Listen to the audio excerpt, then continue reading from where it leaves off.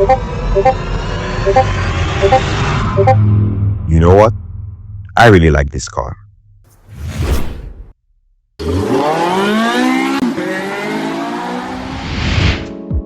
So, over the last 40 years, Ferrari has cultivated sort of a tradition by releasing a very special edition supercar that sits high and mighty above everything in their lineup for the next 10 years to come. And this tradition has given us some very special icons like the 288 GTO, the F40, the F50, the Enzo, the LaFerrari, and now the F80, Ferrari's 80th birthday present to itself as a brand. And this might be the most controversial entry in Ferrari's so-called Big Five lineage. But I strongly feel like the hate for this car is so monumentally brain-dead, stupid, and extremely forced. In this video, I'll be going over 3 reasons why the F80 might just be Ferrari's first true flagship supercar since the F50. Watch this space.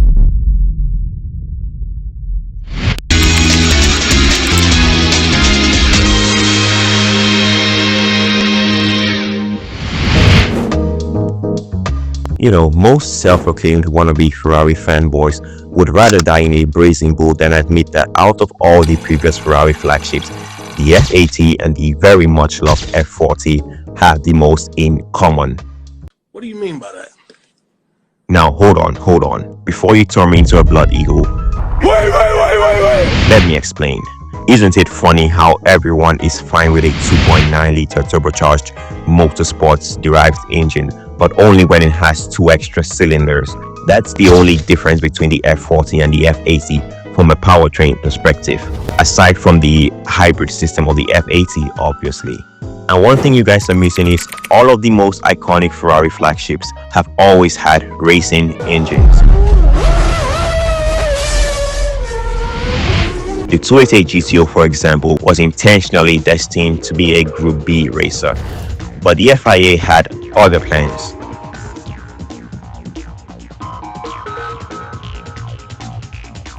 Then it evolved into the 288 Evoluzione, which morphed into the F40.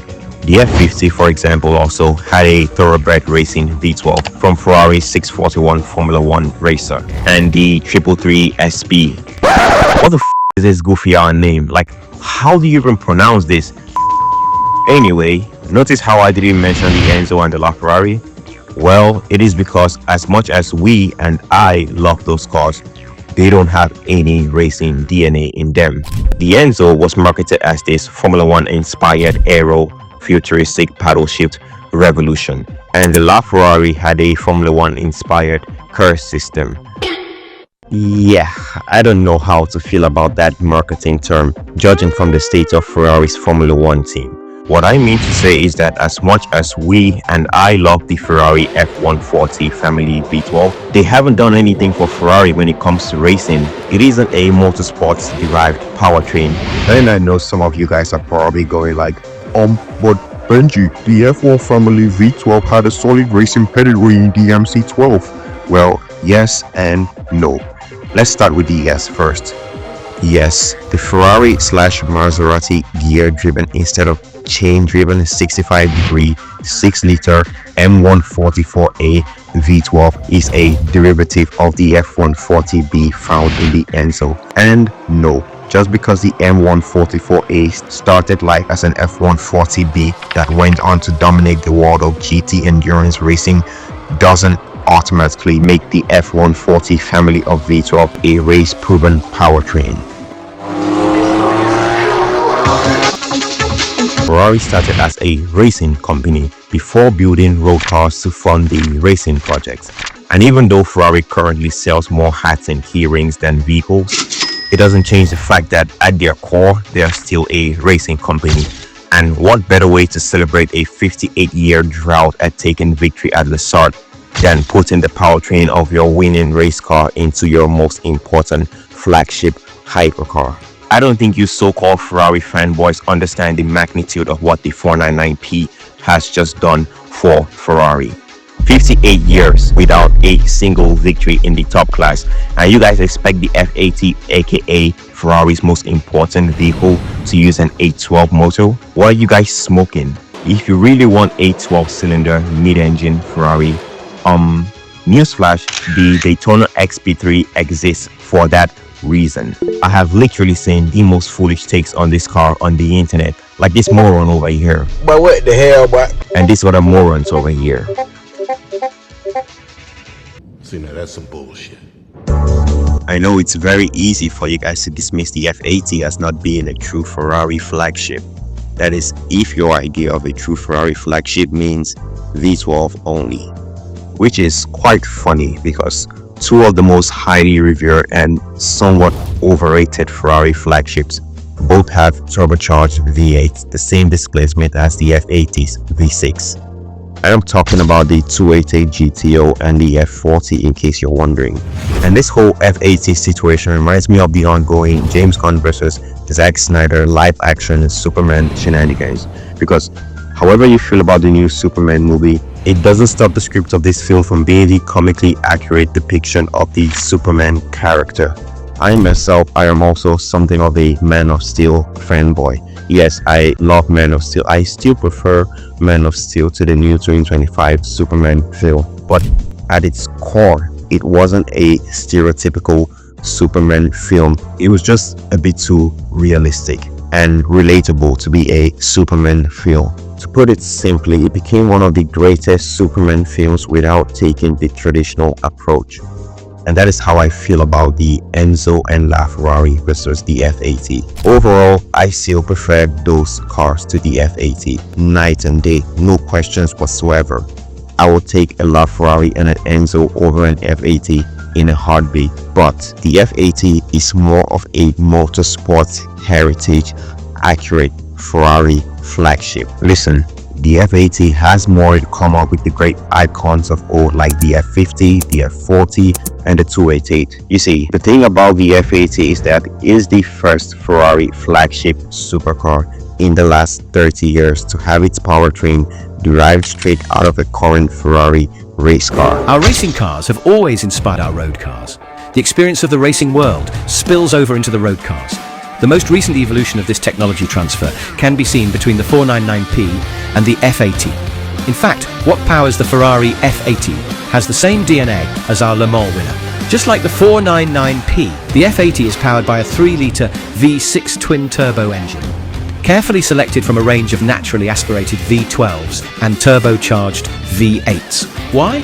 Because it delivers the perfect balance of power, weight, compactness, response, and the best integration. And yes, the LaFerrari and the Enzo might be outright cooler and are more true to Ferrari's V12 heritage and also look better, but they just appeal to Ferrari's heritage in a totally different way to the F80.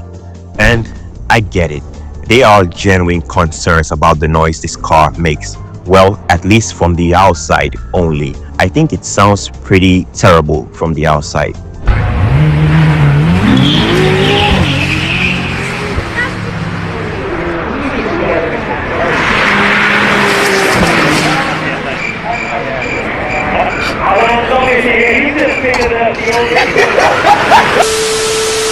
But I think it does sound pretty cool from the inside, which I still think is a major win.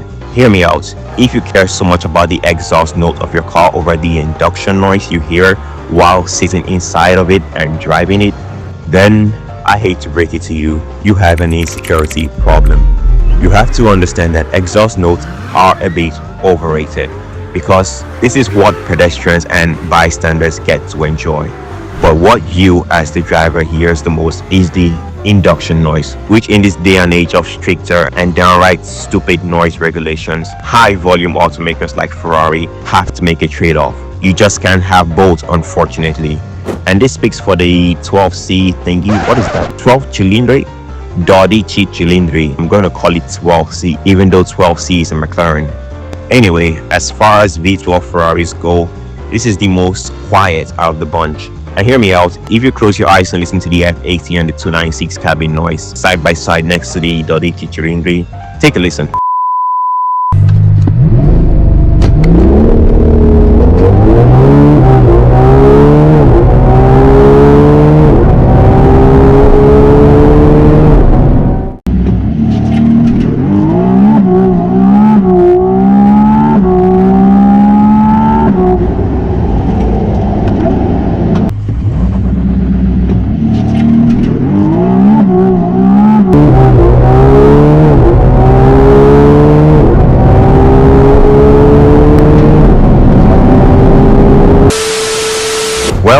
There is a bit of a difference, but how big is that difference?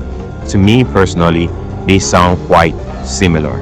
And me personally, I'd rather go for a car that sounds good inside, where I sit to operate the machine. I don't care too much about impressing strangers. This is the problem I have with the Valkyrie. What do you mean by that? If you're curious about what I'm on about, well, I made a video about it and the link is in the description.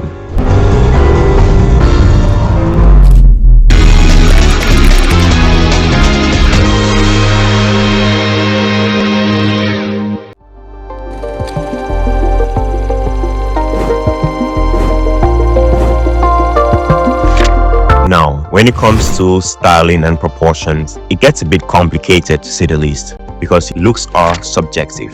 But what you guys don't know is that I already knew what the F80 was going to look like before the entire polarized car community did. Now, to explain what I'm on about, if you happen to have stumbled across this Ferrari F80 Photoshop renders or leaks, whatever you want to call them on Instagram, well, it was me.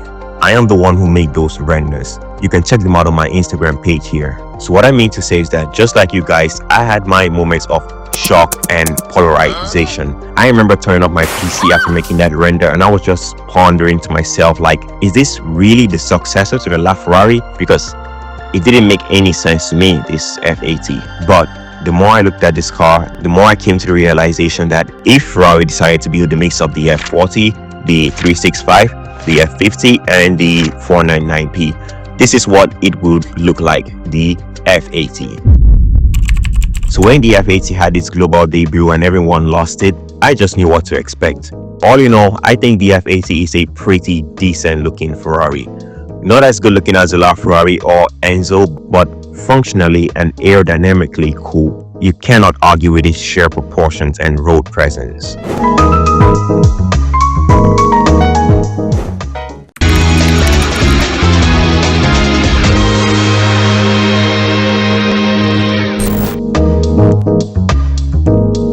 So all in all, I think the F80 is a really cool and somewhat polarizing Ferrari flagship.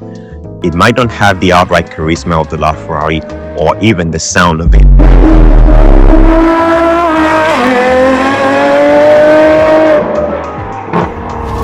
But one thing I know for sure is that 4 decades from now, the F80 will be to the LaFerrari what the F50 was to the F40.